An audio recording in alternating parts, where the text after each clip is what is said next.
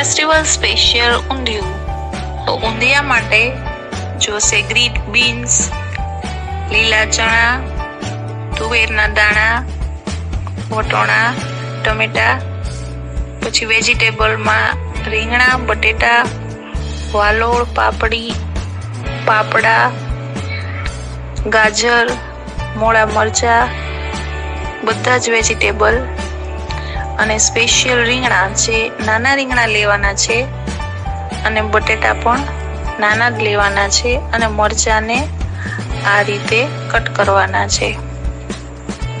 તો ત્યારબાદ હવે ઊંધિયું છે તો મૂઠડી તો જોશે જ. તો મૂઠડી માટે ચણાનો લોટ અને લીલી ભાજી જોશે. તો ચણાનો લોટ મેં 3 ચમચી લીધો છે અને ભાજી લીધી છે ગ્રીન મેથીની. તો હવે આ બધાને સારી રીતે મિક્સ કરવાનું છે અને એમાં આપણો જે રૂટીન મસાલો આવે છે જેમાં હળદર, પછી લાલ મરચું તમારા ટેસ્ટ મુજબ અને ગરમ મસાલો. ગરમ મસાલાથી એની ફ્લેવર સારી આવે છે અને જ્યારે મૂઠડી તળીએ ત્યારે સ્મેલ પણ મસ્ત આવે છે. અને લાસ્ટમાં આપણે આપણા ટેસ્ટ મુજબ સોલ્ટ એડ કરવાનું છે. અને હવે મૂઠડી જે બનાવવાની છે એની માટેનો લોટ બાંધવાનો છે. તો ધીમે ધીમે થોડું થોડું પાણી એડ કરી અને લોટ બાંધતા જવાનો છે. અને એમાં રનિંગ કન્સિસ્ટન્સી નથી રાખવાની, બહુ કઠણ પણ નહીં, બહુ ઢીલો પણ નહીં, એ રીતે ગોળ મૂઠડી વળે એવો લોટ બાંધવાનો છે આ રીતે.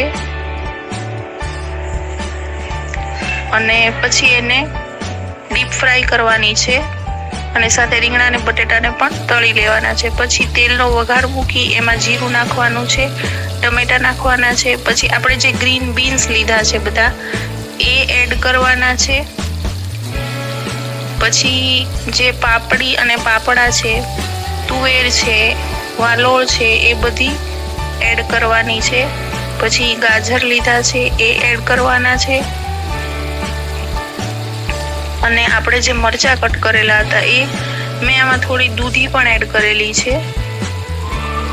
પછી ત્યારબાદ આપણે જે રીંગણા, બટેટા અને મૂઠડી તળેલી છે એ એડ કરવાની છે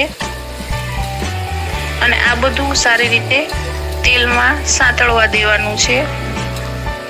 ત્યારબાદ એમાં કિશમિશ એડ કરવાની છે અને આપણો જે રૂટીન મસાલો છે લાલ મરચું, મીઠું સ્વાદ અનુસાર અને